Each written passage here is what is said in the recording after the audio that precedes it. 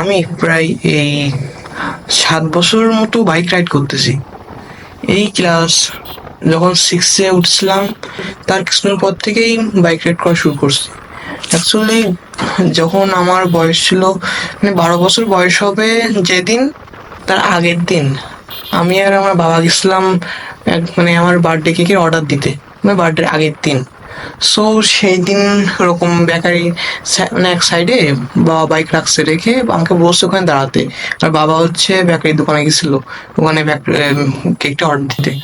So আমি ওখানে আসি, তারপরে বাবা ফোন দিয়ে বলতেছে যে হচ্ছে বাইকটা নিয়ে একটু এদিকে এগিয়ে আসতে, মানে দোকানের সামনে যেতে। তখন আমি তো তখন বাইক রাইড করতে জানি না, তখন আমি মানে বাবা ভাবছে যে ঠেলে ঠেলে নিয়ে যাবে এই।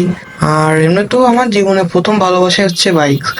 সো আমি যখন থেকে বাইক রাইড করা শুরু করছি তারও 1-2 বছর কি তারও আগে থেকে আমি হচ্ছে জানতাম যে কিভাবে কি বাইক রাইড করতে হবে, কিন্তু প্র্যাকটিক্যালে কোনোদিনও বাইক রাইড করি নাই আর কি। সো আমি তখন বাইকে উঠে আমি জানি যে কিভাবে কি করতে হবে, কিন্তু কোনোদিনও আমি বাইক চালাইনি।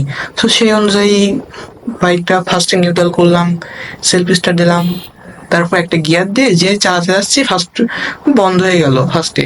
তারপরে যখন চালাতে গেছি একটু একটু আস্তে আস্তে চালাতে শুরু করছি। এবার চলতে চলতে দোকানের সামনে এরকম আস্তে আস্তে গিয়েছি, যে ওখানে যে গেছি বাবা দোকানের বাইরে এসে দেখতেছে আমি বাইক রাইড করে আসতেছি। তখন কোনো কিছু বললো না, না বলে তারপরে বাবার আমি বাড়িতে চলে আসলাম। তারপরের দিন আমার বার্থডে পালন হলো, তারপরের দিন বাবা চলে গেল বাড়ি থেকে। মানে বাবা হচ্ছে বাইরে চাকরি করে, তো প্রতি সপ্তাহে বাবা আসে এই আর কি। সো তার পরের সপ্তাহে বাবা বাসায় আসছে, বাসায় আসার পরে আমি বাবাকে বলছি যে বাবা আমাকে বাইক রাইড করা শিখিয়ে দিবা, আমি তো এখন বাইকে দুই পাশেই পাই পাই এই আর কি। সো বাবা বললো আচ্ছা ঠিক আছে চল। তারপরে আমাদের এখানে বড় একটা ফুটবল খেলার মাঠ আছে, তো সেখানে নিয়ে গিয়ে বাবা সবকিছু দেখাই দিল। সো ওখান থেকেই মানে একদিন দেখাচ্ছিল, ওখান থেকে বাইক রাইড করা শিখে গেলাম। তারপরে নানা সময় বাবা পিছনে বসে থাকতো, আমি হাইওয়েতে চালানোর সময় যেসব নিয়ম কানুন ইত্যাদি এইসব কিছু বাবার কাছ থেকেই সবকিছু শিখছি। সো এই 7 বছরের ভিতরে উপরওয়ালা ইচ্ছে আমি কোনোদিনও এখনো পর্যন্ত অ্যাক্সিডেন্ট করি নাই, বাট এমন এমন পজিশন থেকে ফিরে আসছি যে আমার এখানে যদি অন্য কেউ থাকতো তাহলে সে আর বাসায় ফিরে আসতো না আর কি। আর এমনি তো এখন বর্তমানে বর্ষার সিজন চলতেছে, সো এই টাইমেও প্রচুর পরিমাণে অ্যাক্সিডেন্ট হচ্ছে। আর নয়তো আমাদের বাইকগুলোই মানে অধিকাংশ সবার বাইকেই এখন অফ রোড টায়ার থেকে অন রোড টায়ারই বেশি দেওয়া হয়। যেমন আমার বাইকে হচ্ছে 80% অন রোড টায়ার এবং 20% অফ রোড টায়ার। সো আমার বাইকটা কোনো কাদার ভিতরে বা ইত্যাদি যে কোনো কিছুর ভিতরে যদি একবার পড়ে, বাইক আগুবে না তো আগুবেই না, যেখানে আটকাবে সেখানে আটকে থাকবে, এমনই। সো এই বর্ষার সময় প্রচুর পরিমাণে সেফ রাইড করতে হবে। আর যাই হোক, আর বিশেষ করে কিছু কিছু রাস্তা আছে যেখানে হচ্ছে যাদের বোধহীন যেসব লোকজন আছে, বলতে গেলে তারা যখন হচ্ছে গাড়িতে করে বিভিন্ন বালু মাটি ইত্যাদি এগুলো নিয়ে যান। সো নিয়ে যাওয়ার সময় রাস্তার উপরে মানে খাবলা খাবলা পড়ে বিভিন্ন জায়গায়।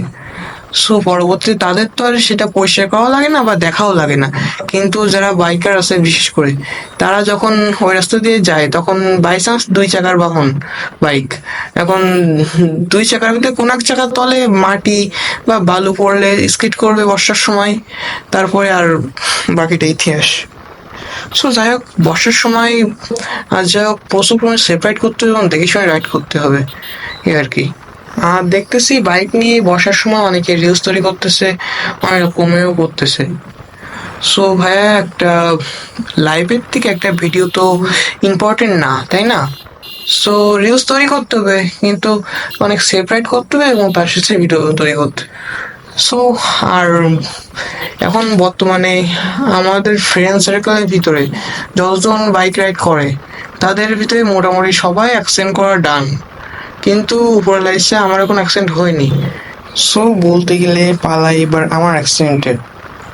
সো যাই হোক, আমি অ্যাক্সিডেন্ট করি বা না করি সেটা দেখতে হলে আমার ইউটিউব চ্যানেলটা সাবস্ক্রাইব করে রাখেন, ফেসবুক পেজটা ফলো দিয়ে রাখেন। সো যাই হোক, আজকে ভিডিওটা এই পর্যন্তই। টাটা।